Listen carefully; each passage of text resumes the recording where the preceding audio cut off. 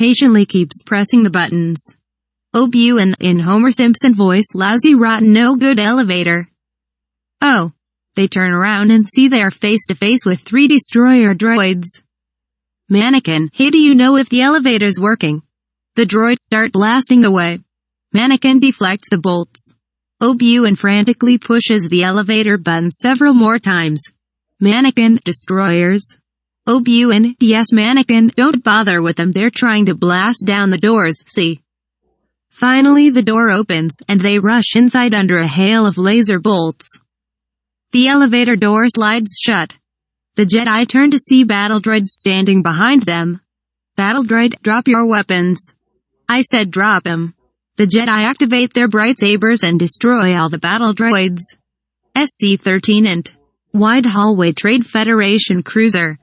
R2 notices 2 super tinker drones heading his way. He hides behind a Jedi starfighter. SC-14 int elevator trading convention cruiser. Obi-Wan, you're nervous. Relax. You haven't been this nervous well since we fell into that pile of poo-doo. Mannequin, you fell into that nightmare, Master, and I rescued you. It took 8 months and hundreds of showers to get that smell off you, remember? Suddenly the elevator stops. The back elevator door opens. A maintenance man pushes in a big floor buffer and presses the button for ground floor. Maintenance man, I'm sorry, but this elevator is going to the ground floor before it will take you guys up.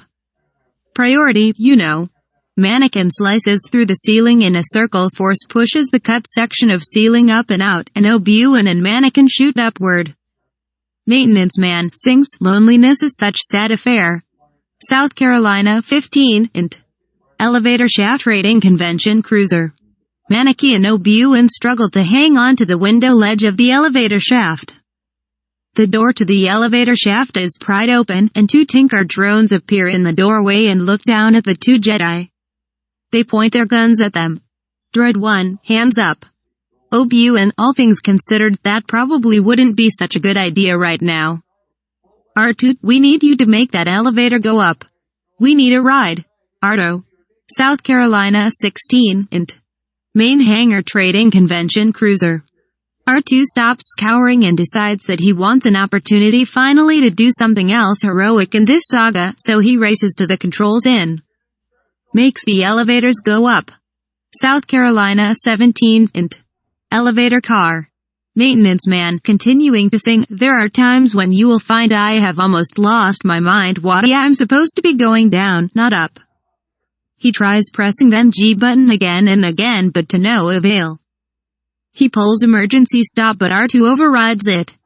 The maintenance man tries open door, but it does no work, he sings. Maintenance man, God is great, beer is good, and people are crazy.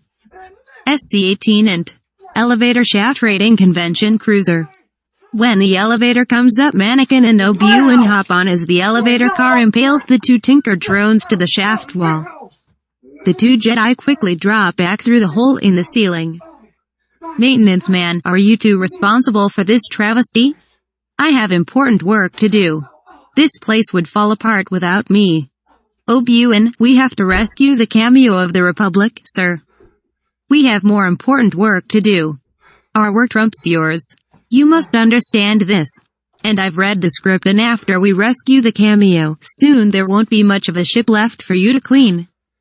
SC-19 Int. Main hangar trading CONVENTON cruiser. The two super-duper tinker drones CR2 and walk towards him. When they get close enough to him, R2 suddenly sprays them with a few coatings of oil, and then uses his flamethrower to light them on fire, shouting with glee. Then when their charred metal bodies fall to the floor, he spits on them and roasts a marshmallow kebab over the fire of their burning alive bodies. R2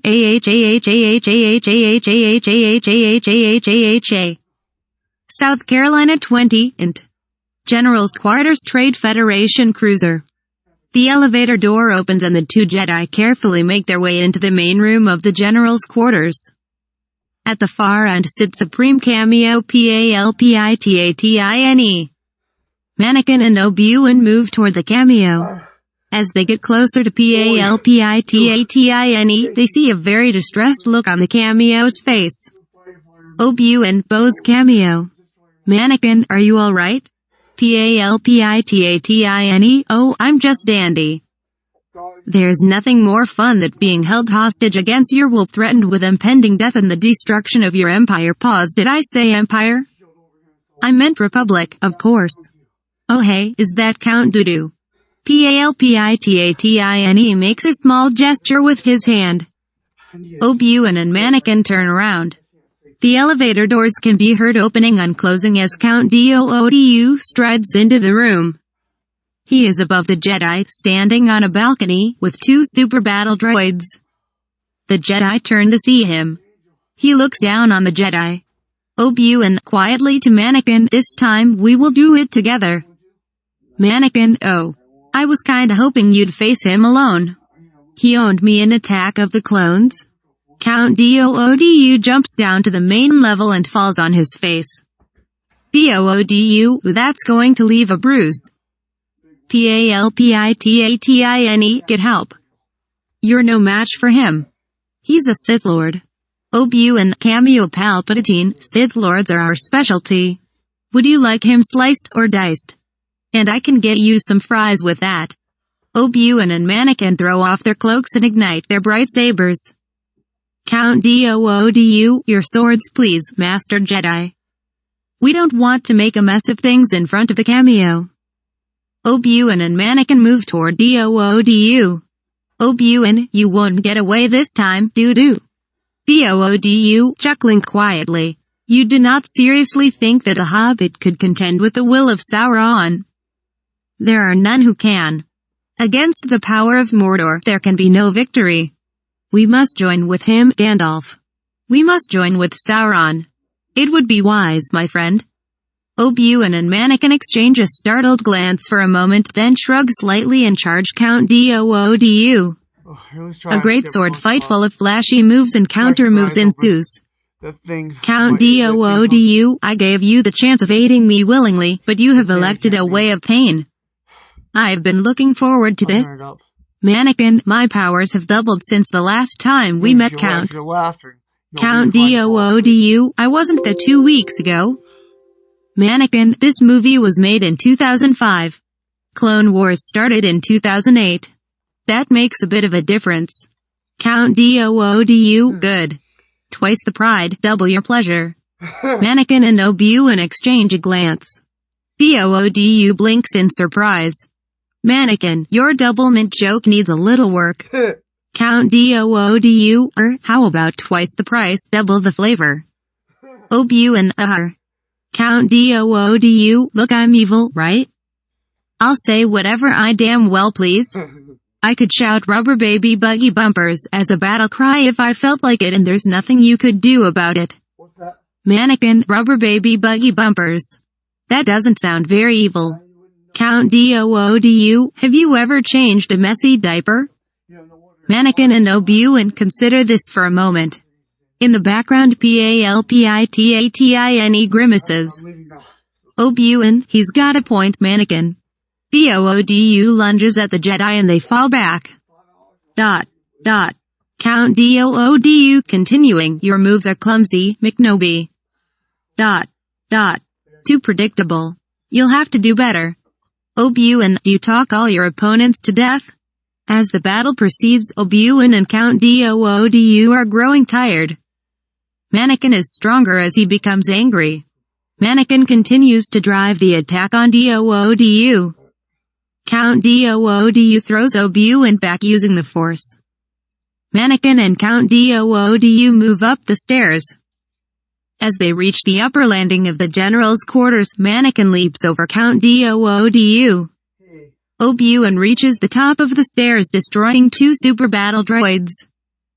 Count Doodu holds Obuin in the air using the force as he turns and kicks Mannequin out of frame. Obuin is choking. Mannequin hits the archway. Doodu sends Obuin flying. The Jedi punches through 3 partitions, then thuds against a huge post. Then using the force, Dudu brings a balcony down on the unconscious Jedi. Mannequin continues to fight Dudu. Their fighting is fast and frenzied. Doodu, you have anger. You have fear. But you don't use them. Mannequin, okay, if you insist. Mannequin lunges wildly at Doodu and their fight is even more fast and frenzied than before. Then Mannequin slices off his hands and grabs Doodu's red lightsaber, crossing both blades at Doodu's neck. Mannequin fiend. Palpitatine, good. Kill him. Kill him now. Mannequin, but it's not the Jedi way, he's unarmed. Saffrikins he unarmed. Palpitatine, do it. And head, do it. Do it. Do it. Mannequin grins, okay, if you insist. Ends Dudu's life, releases cameo, goes to feel Obuin's pulse. Palpitatine. Mannequin grins, okay, if you insist. Ends Dudu's life, releases cameo, goes to feel Obuin's pulse. Palpitatine, there's no time. Leave him or we'll never make it. Mannequin, you're probably right, but he needs to be in the rest of the movie. George says so. Palpitatine rolls eyes, fine. Strap him to your backside and let's go. SC-21 int. Elevator shaft vertical trade Federation cruiser. Mannequin, Obuin, and Palpitatine hang precariously on the side of the bottomless elevator shaft. Obuin regains consciousness and tries to look around. Mannequin, wheezy. We're in a bit of a situation. Obuin, oh really? I hardly noticed. So, did I miss anything? Obuin looks down and sees Palpitatine in the bottomless pit. They hear R2 beeping on Obuin's comlink. The ship begins to roll, causing the vertical shaft to move into a 45-degree angle. They hear the distant sounds of a Muzak version of the girl from Ipanema floating down towards them. Mannequin, hold on. Obuin, wait. Do you hear that? What is that? Mannequin frowns but doesn't answer. Palpitatine, it's Muzak.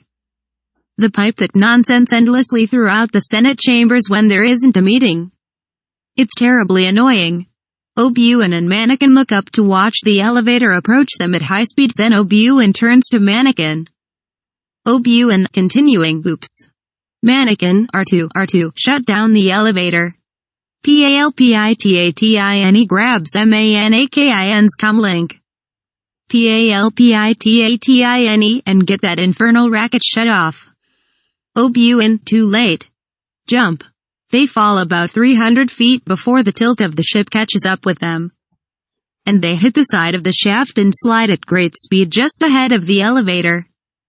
The shaft continues to rotate until it is completely horizontal. Mannequin and Obuin take out and throw grappling hooks. The hooks catch and they continue to fall. All the doors in the elevator shaft open up and the group swings through the open door into a hallway. The elevator roars by. South Carolina 22 int. Elevator lobby Trade Federation cruiser. Mannequin, Obuin, and Palpitatine fly through the elevator door and land. Mannequin and Obi-Wan land in a crumpled heap, but Palpatine lands on his feet gracefully without so much as a single hair out of place. The dark side may be evil, but it knows how to look good. Obi-Wan, let's see if we can find something in the hangar bay that's still flyable. Or crashable. Just so long as it gets us out of here. Come on. Mannequin, R2, get down here. R2, do you copy? SC-23 int. Main hangar Trade Federation cruiser. As the Federation cruiser continues to rotate, R2 squeals and pokes a periscope out of a pile of broken battle droid parts. He looks around, then rockets up out of the debris. We don't get to see where he goes, or how he manages to perform this task because the scene will suddenly and inexplicably change. Get used to this happening. South Carolina 24 NT. Bridge Trader Convention Cruiser. Chef Guard, General, we found the dancing Jedi. They're doing the electric slide in hallway 328. GG, no. Cough hacks and in hey Carls. I'll show those dancing fools. SC-25 int. Hallway Trader Convention Cruiser. They run down the hallway. Suddenly, ray shields drop around them, putting them in an electronic box in the middle of the hallway. Mannequin, ray shields. The Jedi look at each other in disbelief. Obi-Wan takes a deep breath. Obi-Wan, wait a minute, how'd this happen? I'm smarter than this. Mannequin, we're... Obi-Wan, what?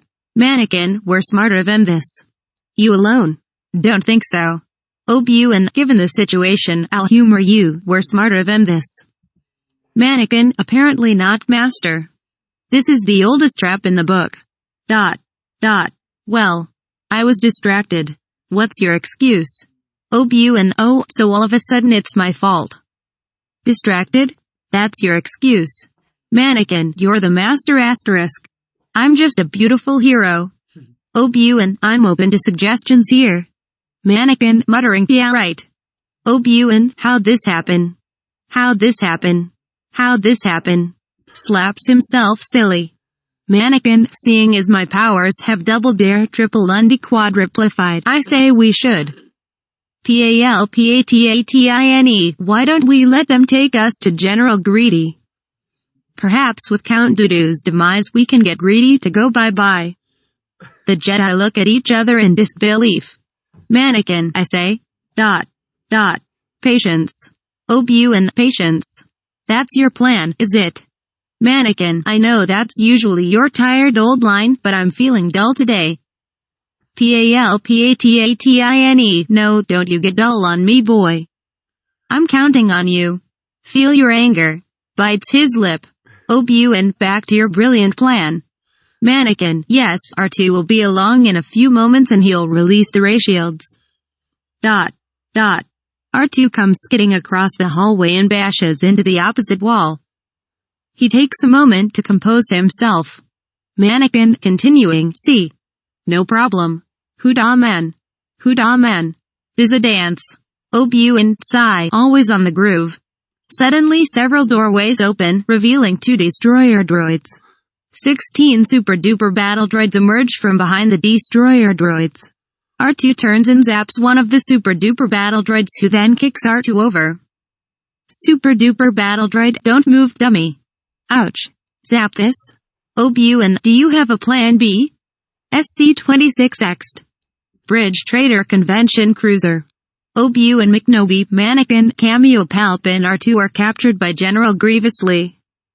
They stand before the alien droid general. GG, oh yes. General McNobi, the negotiator. As if I haven't fought you 100 times before. Rolls eyes, thanks George, that was real foresight. Heck, we've been waiting for you. Coughing fit ensues. You call that a rescue? How lame. Cough. The rattle droid walks to General Grievously and hands him the 2 Jedi's bright sabers. Obi-Wan, that depends on your point of view, you twisted freak. Ha. GG, and Mannequin Streetwalker, I was expecting someone with your reputation to be a little older. Mannequin, General Grievously, man, your breath stinks. GG, you Jedi scum. Obi-Wan nudges Mannequin in the ribs. Mannequin, stick to your lines. We have a job to do. Mannequin, sorry, master. General grievously, supreme cream puff of the droid armies. Your cough is worse than I expected. GG, thank you for your concern, scum. Hackwheeze, your bright sabers will make a fine addition to my Franklin Mint collection. Obi-Wan, not this time, I need them for my collection. Mannequin, Arto. R2 creates a distraction by extending his arms, squirting ketchup and mustard in every direction. Obi-Wan snatches his bright saber from the general's hand by using the farce and cutting his bonds. He spins around and cuts Mannequin free. GG, crush them.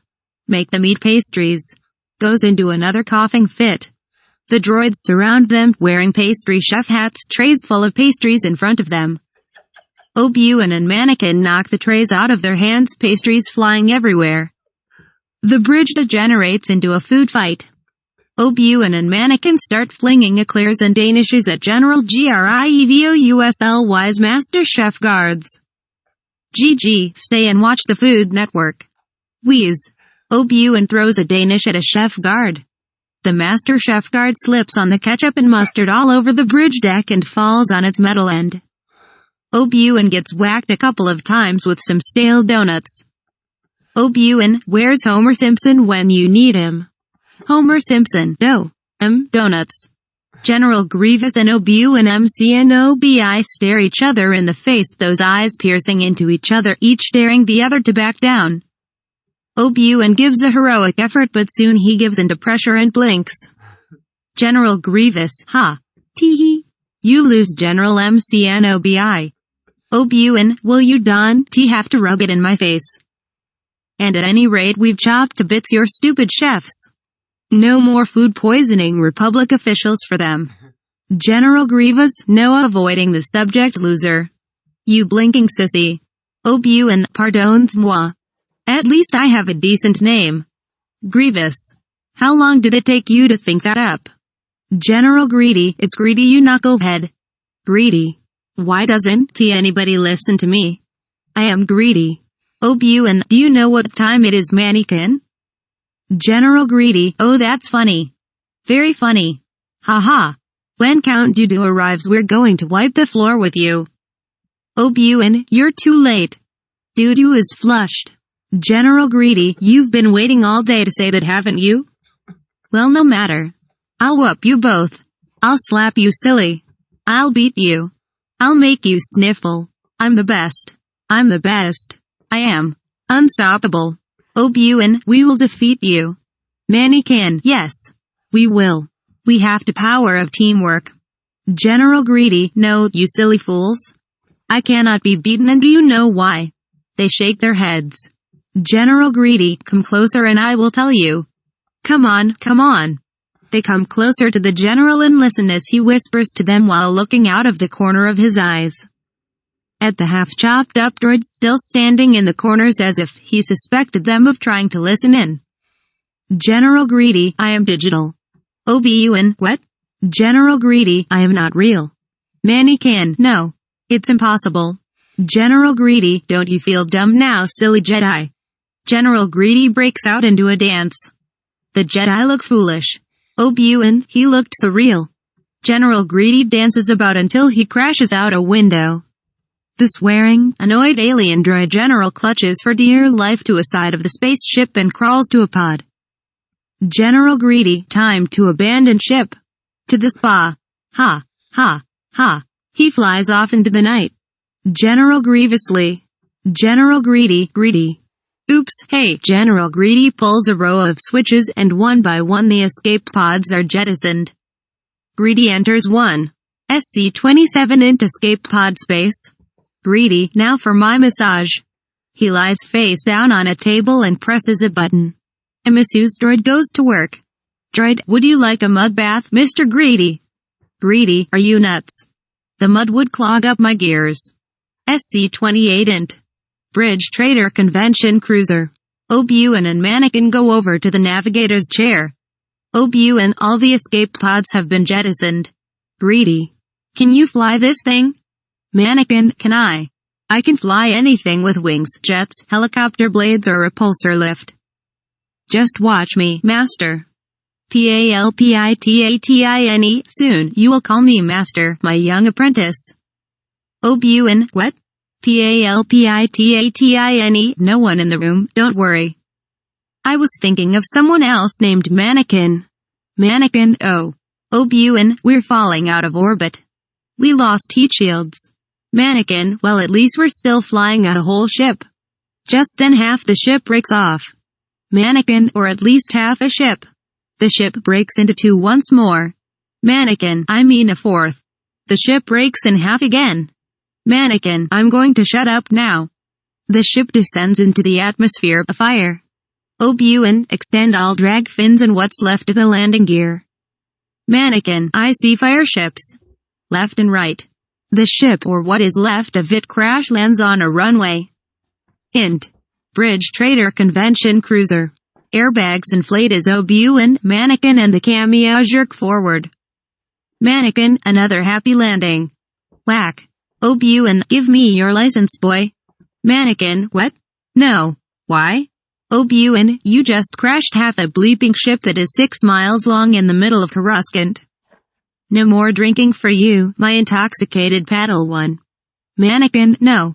Not my license. Please? Anything but that. Palpitane. I think the Jedi don't trust you, Mannequin. They don't see what a great driver you really are. Mannequin, I'll show them. I'm going to be the greatest driver ever. And it's Mannequin. SC-29 next. Coruscant Senate Office Building landing platform late afternoon. The small Jedi shuttle carrying Palpitane and the Jedi arrives at the landing platform. There are a dozen senators, including Bailey Schmitz, Jab Rinks, and C. Stinkio, waiting for them. Palpatine, R2-D2, and Mannequin get out. Obuin and May stay in the doorway of the Jedi shuttle. Obuin, now go talk to the nice people, Mannequin. And answer any little questions they have and explain the incident with the crashed spaceship and maybe we'll talk about this. Mannequin, do I have to? Obuin, yes. And don't stand there and pout and possibly stick your tongue at them as you did last time. Mannequin, alright. But you owe me. ... And not for saving your skin for the 10th time. ... Obuin, 9th time. ... That business with that dialogue George Lucas wanted me to say doesn't count. I'll see you at the briefing. Mannequin walks away from Obuin. The cameo and his entourage approach Mace. Mace Landy cameo Palpatine, what a welcome sight. Are you alright? Palpitane, yes, thanks to your 2 Jedi Knights. They killed Count Dooku, but General Greedy has escaped once again. Mace Landy, General Greedy will run and hide as he always does when he is late for a sale at the mall. He is a pimp. Palpitane, that may be true, but with Count Dooku dead, he is the leader of the droid army, and I assure you, the Senate will vote to continue the war as long as Greedy is alive. Mace Landy, then the Jedi Council will make finding Greedy our highest priority. And in your honor we will slay Jab Rinks for the welcome home feast. Jab Rinks, you so what? Can't a Wessa talk about this? The guards approached Jab Rinks. Jab Rinks, South Carolina 30, int. New Tokyo. I mean, course you can't Senate Office Building main hallway. And it's morning somewhere in the galaxy, but not here. Mannequin is at the back of the crowd of senators talking with Bailey Schmitz. CTHRUME scoots along ahead of them. R2-D2 has stopped off at a computer terminal with a sign above it labeled, name changes for those who feel left out of the loop. Bailey Schmitz, dude. You so totally boned Count Dooku. These Federation guys and their friends will have to end this war. Picard, not until the enemy is defeated, or surrenders to the Federation and her alliance. GLOS, someone get that guy off the set.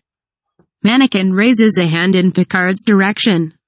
In an overdramatic and overly CGI-ed display of Force lightning, Mannequin blasts Picard through a nearby window, and into low orbit around cores you can't. Picard, there were 5 lights. Really? Mannequin, got him, George. GLOS thinks Mannequin. and whack. Mannequin, ow. What was that for? GLOS, that's Mr. Lucas to you, pipsqueak. Mannequin looks all sorts of PO'd. A random fan in the front row, can we get on with this? GLOS, oh yeah? Right. Smitty. Bailey, mannequin. How'd you do that? Mannequin, deadpan, mechanical hand. Bailey, you sure it's not foreshadowing? Mannequin, deadpan, nope. Whack. Bailey, ow. Alright, Mr. Lucas, alright. Sheesh. Oh yeah? These Federation guys and their friends'll have to end this war and bring an end to the Cameo's draconian security measures. Mannequin, I wish that were so, but the fighting is... Wait. Did you say dragonian? Bailey, did I? I guess I did. Someone didn't proofread again. Pulls out an index card, oh. They edited it but it never made the big script. And bring an end to the Cameo's draconian security measures. Mannequin, that sounds better. Anyway, I wish that were so, but the fighting is going to continue until General Grievously. GREVIOUSLYOS General Greedy. Mannequin, obviously annoyed, is spare parts. Mutters which could be sooner than the script states. Whack. Eligon, Manny. What did I say about muttering? Mannequin, turning a tomato shade of red, finishing the line through clenched teeth. The cameo is very clear about that. Behind a row of large columns, a shadowy figure follows the Jedi and the Senator. Bailey, I'll do everything I can with the Senate. Mannequin nods, then waits. The shadowy figure waits. Bailey waits. Mannequin and Bailey, I don't have a line yet. Mannequin, you don't. The shadowy figure clears her throat. Mannequin, need a throat drop. Bailey, that wasn't me. Mannequin, I wasn't me. Wonder who it was. Shadowy figure, maybe you should use your Jedi senses to figure it out. Mannequin, shush. Shadowy figures are not meant to be heard, only to be. Well, not seen, but sorta kinda seen. Now, let me think. Some discordant piano notes are played. Something less John Williams why and more 2-year-old banging on piano keys why. Mannequin, what the? My Jedi senses are tingling. To Bailey, I have to go check it out. Bailey, obviously annoyed, I'll go over there with the others. Anakin goes behind one of the giant columns to meet up with the shadowy figure who it is revealed to be Patmeilly. They embrace and kiss. Patme, there were rumors that you had been killed. Oh Mannequin, I was so worried. Mannequin, what is it? I sense something different. Is there someone else? Patme, no, of course not. Just then a long line of clown troopers walk by Padme, each one patting Padme's backside as he passes her. Mannequin, right. So what's different then? Patme, something wonderful has happened. Mannequin, you won the lottery? Patme, I'm pregnant. Mannequin, that's wonderful. Patme, didn't I just use the word wonderful to describe it? Anyway, what are we going to do? Mannequin, we're not doing a thing, girl. I'm gonna be a father. Yippee. SC-31X'd. OOTAPOO landing platform day. Yes or no? A small NEMATODIAN shuttle lands. Okay. Battle droids surround the ramp as General Greedy descends onto the platform, smoking a cigar. Super Power Ranger G21 approaches. Super Power Ranger G21, go Power Rangers. Super Power Ranger G21 starts to hum the theme song and do some overly complicated faux karate kicks and punches punctuated by various grunts and yells. General Greedy, what are you doing? Super Power Ranger G21, oh, sorry. Super Power Ranger G21 starts doing the Macarena. General Greedy screams in pain, dropping his cigar. General Greedy, not the Macarena. Those actors, I mean Jedi, they humiliated me. Cream puffs. They did the Macarena too. He twitches and clutches his poor little cyborg head in pain. Super Power Ranger G21 finally figures out that his boss doesn't like the Macarena and stops. General Greedy, much better. So where is the Separatist Council? Super Power Ranger G21, this way, sir. General Greedy runs away from Super Power Ranger G21 in case it tries to dance again and takes the elevator to an upper level. He enters a conference room and presses a series of buttons on the table, lights a new cigar, and bows. SC32 int. OOTAPOO Room Grand Chamber Day. A hologram. This being such a high-tech society, you'd think they'd come up with something in color already. And what's with the static of Darth Chin appears? Greedy, yes, Lord City EOUSSSSSSSS. Chin, would you stop calling me that? That's Chin to you. Greedy, yes, Lord Chin.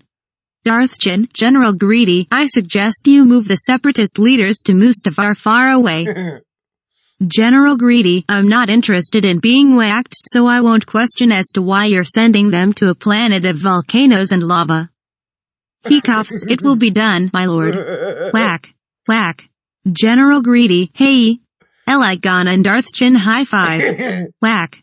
Obi-Wan, ha. Did it again. Darth Chin, it is a plot device, General. The end of the war is near, and I promise you, victory is assured. Just like the Red Sox.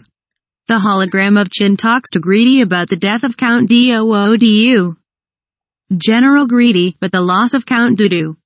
Darth Chin, his death was a necessary loss, a predictable one, which will ensure our victory. Wait, didn't I just use the word assured? What's the difference?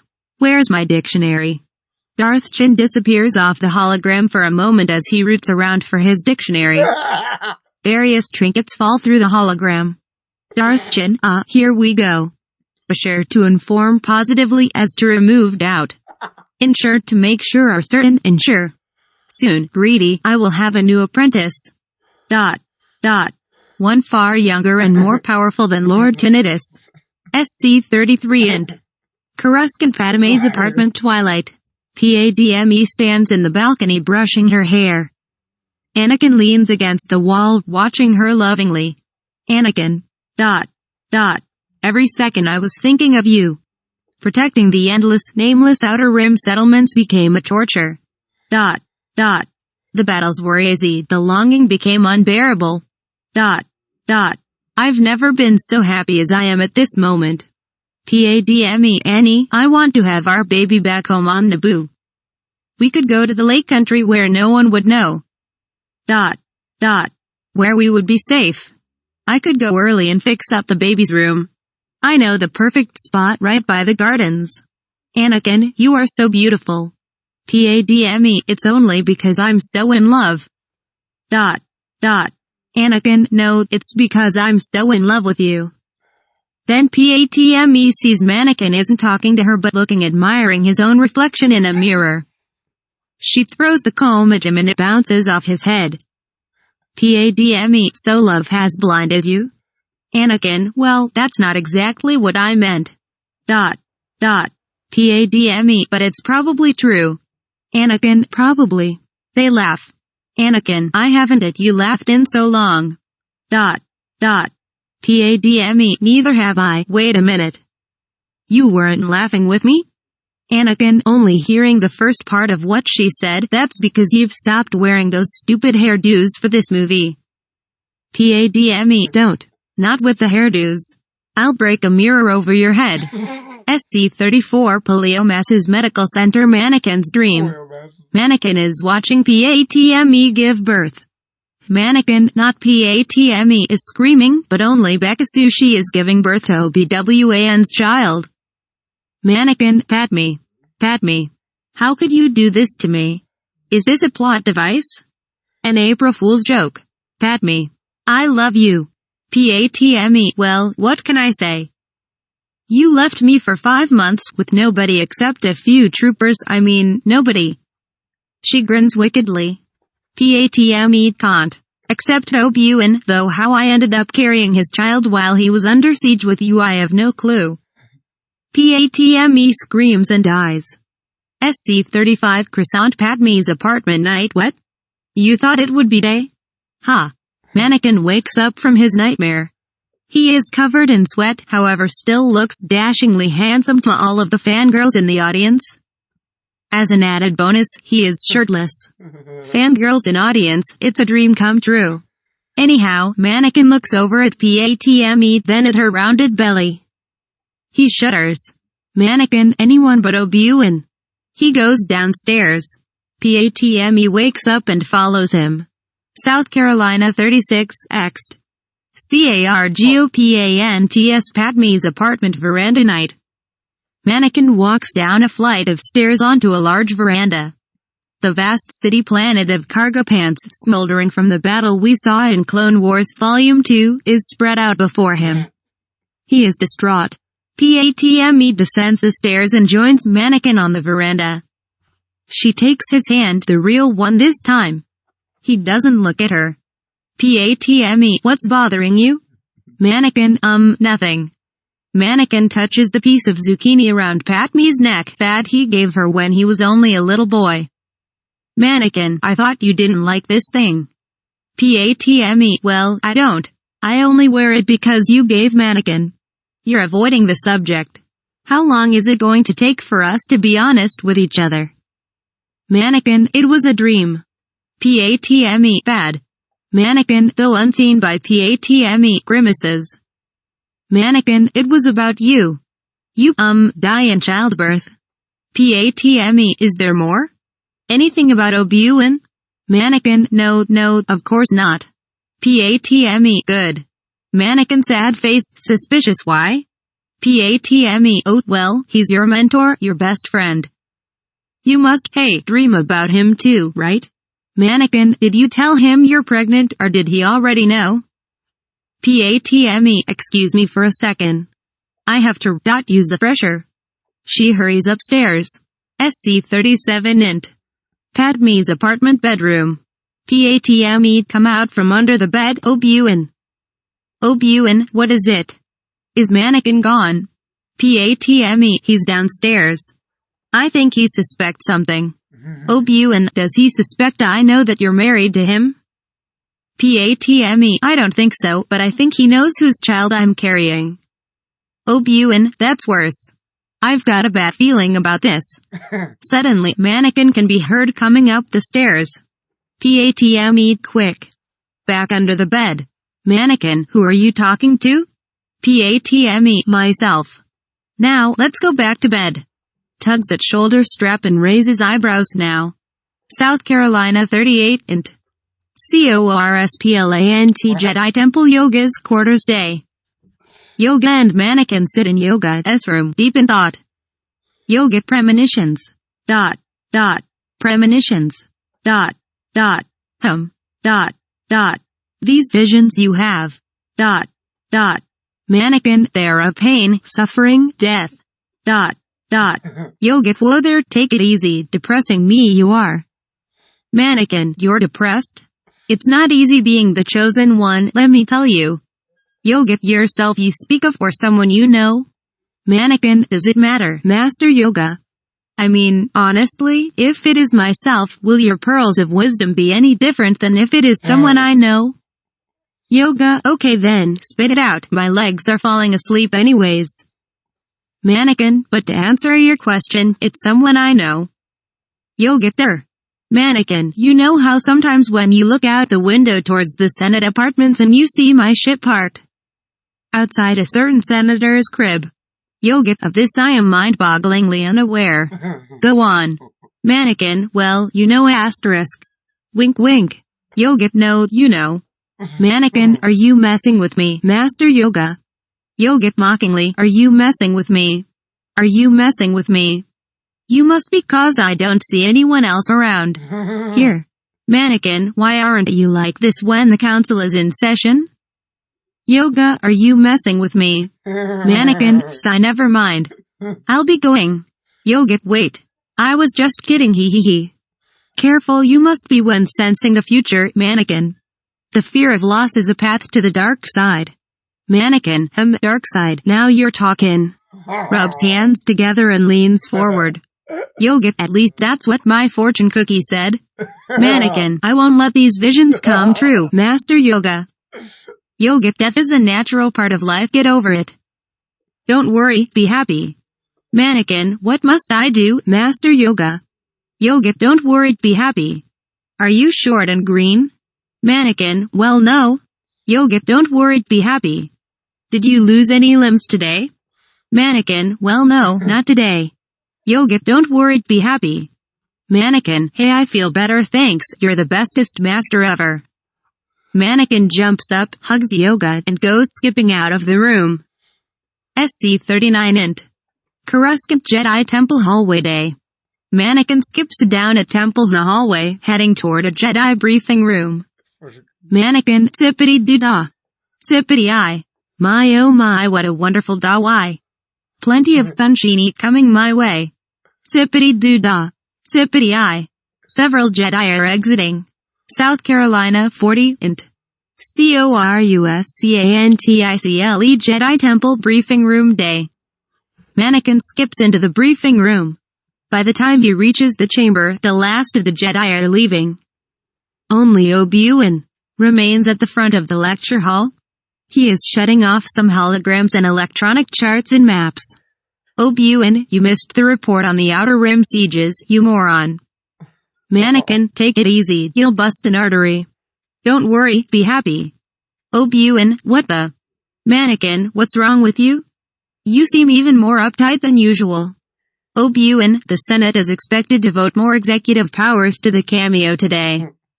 Mannequin, well, that can only mean less deliberating and more action. Is that bad? It will make it easier for George to end his prequel trilogy. Obi-Wan, Mannequin, be careful of your homeboy Palpatine. Mannequin, be careful of what? Obi-Wan, he has sent you presents. Points to a pile of wrapped presents in the corner of the room. Mannequin, really? I love presents. What kind?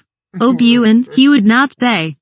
Mannequin runs to the pile of presents. He didn't inform the Jedi Council? That's unusual, isn't it? Opens a box, takes out a voodoo doll. Obi-Wan, hey, let me look at that. Grabs it, damn it. It looks just like me. Mannequin grabs it back and steps on its foot. Obi-Wan, ouch. Grabs his foot and hops around, stop that. Mannequin, okay. You're no fun. Obi-Wan, all of this is unusual and it's making me feel jealous. I mean, why would Palp send you presents and not me? Anyway, the cameo has requested your presents. This is strange too. Mannequin, he wants them all back? Obi-Wan, no, dimwit presence, not presents. Mannequin, what for? Obi-Wan, he didn't say. Be wary. The Force grows dark, my friend. SC41 int. Chorus chant cameos office day. Mannequin stands with PALPITATINE at his window overlooking the vastness of Croissant. Several buildings have been destroyed. A brown haze hangs over the landscape. PALPITATINE, I hope you trust me, Mannequin. Mannequin, of course I do. Sure, you look eerily like the Dark Lord and you sound like him. And there's all those silly slips of the tongue you make referring to the destruction of the Republic and the founding of an empire, but hey, we all make mistakes, right? PALPITATINE, I need your help, son. Mannequin looks shocked. Mannequin, son? Are you? Daddy? PALPITATINE blinks. PALPITATINE, no. Figure of speech. Mannequin looks both disappointed and relieved. Mannequin, what do you need my help with then? PALPITATINE, I'm depending on you. Mannequin, for what? I don't understand. PALPITATINE, to be the eyes, ears, and voice, head, shoulders, knees and toes of the Republic. Mannequin thinks about this. PALPITATINE, continuing, Mannequin. I'm appointing you to be my personal representative on the Jedi Council. Mannequin, me? A master? It's about time too. Obi-Wan has been holding me back, you know. I've always said so. But the council elects its own members. They will never accept this. PALPITATINE, I think they will. Mannequin, how can you be so sure? PALPITATINE pulls out a folder and flips it open. PALPITATINE, because I've already read the script. See here? Mannequin looks over Palpitine's shoulder. Mannequin, oh, yeah? Hey, what's this? Palpitine slaps the folder shut with a snap. Palpitine, it's nothing important. Mannequin, but it said